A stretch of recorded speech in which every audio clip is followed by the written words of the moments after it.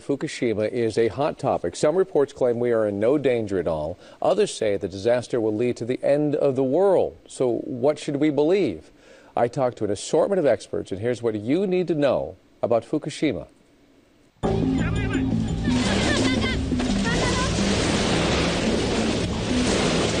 March 11, 2011, a 9.0 quake hits, the strongest ever recorded in Japan. And then, live from our televisions, we watched a monstrous tsunami annihilate the most prepared country in the world. I saw firsthand the enormous devastation. Entire towns wiped out, piles of rubble 30 feet high. But the third part of this disaster has the potential to be the worst of all, yet the damage is almost invisible. The Fukushima nuclear power plant continues to spew radiation, 5,300 miles from Los Angeles, and still not far enough. Deformities are showing up in Japanese butterflies. The once thriving fishing industry near the plant has been shut down. Dozens of species labeled too radioactive to eat. And there's the human toll. 160,000 families have been forced from their radioactive homes, many still paying their mortgages, even though they'll likely never live there again. Fukushima is an enormous problem that's getting bigger. There are several hundred tons of radioactive water that are pouring into the ocean at the site every day. That's nuclear engineer Dr. Arjun Makhijani, president of the Institute for Energy and Environmental Research, who confirmed to me that ocean currents are carrying the radioactive water to the West Coast. According to a study published in the journal Deep Sea Research 1, it'll begin arriving this coming March. But Makhijani says, don't panic. The radiation will be diluted, and levels found on the West Coast are very low and not considered dangerous so far. But the question is, will we really know? I think we should be doing better monitoring of food. I don't think the EPA and FDA are doing a good enough job. The scariest part of Fukushima is not what has already happened. It's what could still happen. Every day is a desperate effort to keep the plant from melting down. What's distressing for many is the Japanese government is not overseeing the cleanup.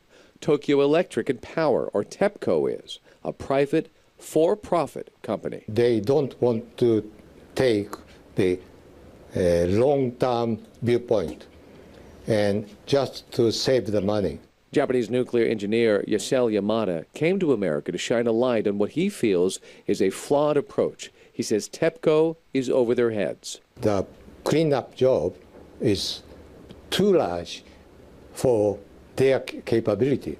Yamada is one of many experts who say this is a bad solution and that a meltdown is still possible, like Dr. Jimmy Hara with Nuclear Age Peace Foundation and professor of clinical family medicine at UCLA. It's like the fox overseeing the chicken coop, and it's a huge problem. TEPCO and the Japanese government seem to have refused international help. I think that's most unwise. Fukushima is potentially the biggest ticking time bomb in human history.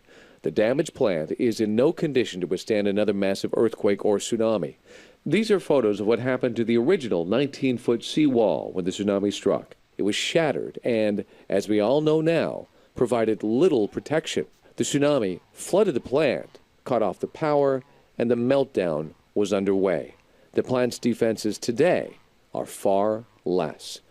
Just last week, Dr. David Suzuki, one of Canada's top environmental scientists, stunned the audience when he described what will happen if a massive quake did hit today. It's bye-bye Japan, and everybody on the west coast of North America should evacuate.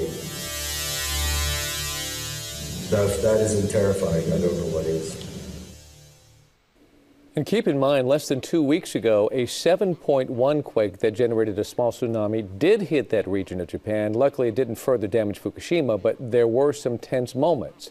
It's a reminder there is very little room for error when Mother Nature can strike at any time. Recently admitted contaminated groundwater is seeping into the Pacific Ocean every day, worrying those beyond the shores of Japan. This supermarket in the South Korean capital has provided a Geiger counter for customers so they can test the fish they're buying.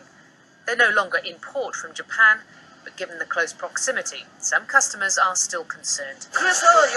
This Seoul resident says, I buy fish here precisely because they have this radiation detector.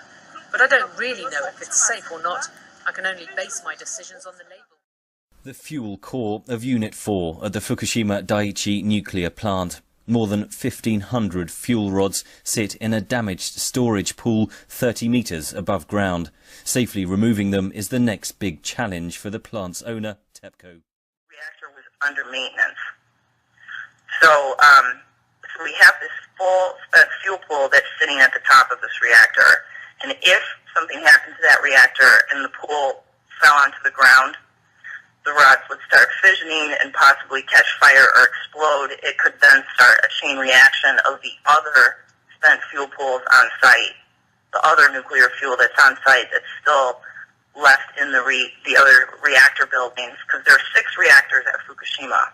You only hear about 4, but there's actually 6 there. And what would happen if a fire ignited in these fuel rods? Well, we would be subjected to an extreme fallout situation where we would have to shelter indoors for a period of time, possibly a couple months, if not longer. You're talking about worldwide? For the Northern Hemisphere. The Northern Hemisphere would have to go indoors for possibly several months? Yeah. Japan's former ambassador to Switzerland and anti-nuclear campaigner. The Unit 4 contains 10 times more cesium-137 than Chernobyl. So in case the worst occurs, a total withdrawal will be imposed, which means this can be considered as the beginning of the ultimate catastrophe of the world and the